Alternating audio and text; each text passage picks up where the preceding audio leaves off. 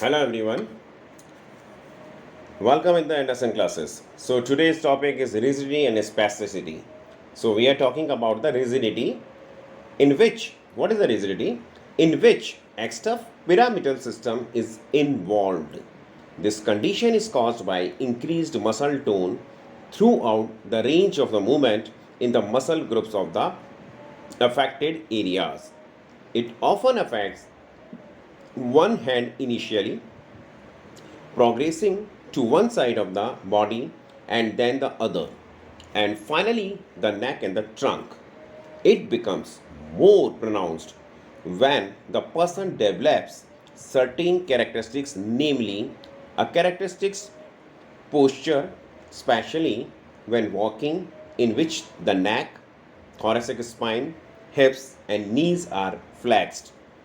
So there is a loss of free movement of the limbs. Hence the natural arm swing is absent.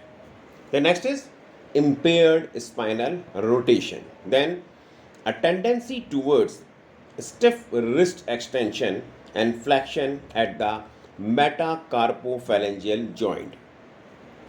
So there are two types of the rigidity. First one is excuse me, cogwheel. The cogwheel effect is felt during the passive flexion and extension of the wrist or elbow joints, and it is characterized by a series of the jerky giving movements which are followed by relaxation. The next one is a lead pipe. The lead pipe phenomenon produces slow, smooth resistance through the full range of a joint's passive movement.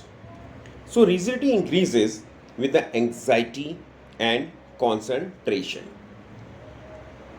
If facial muscles are affected, the individual develops a mask like fixed expression with staring eyes, and his emotional responses become slow. Handwriting may become micrographic, that is very small, and tremular, that is vibrately. Now we'll talk about the spasticity.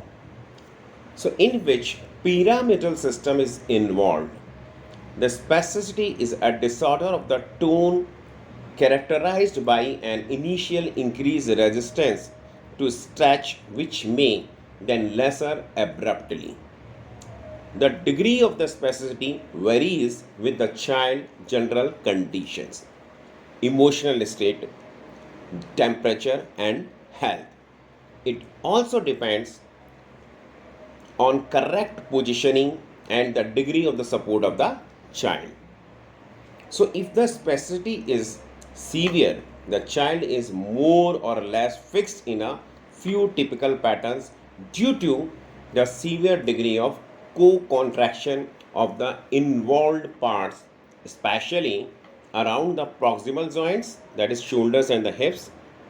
So some muscle appear weak due to tonic reciprocal inhibition by their spastic antagonists. For example, the gluteal and the abdominal muscles by spastic hip flexors.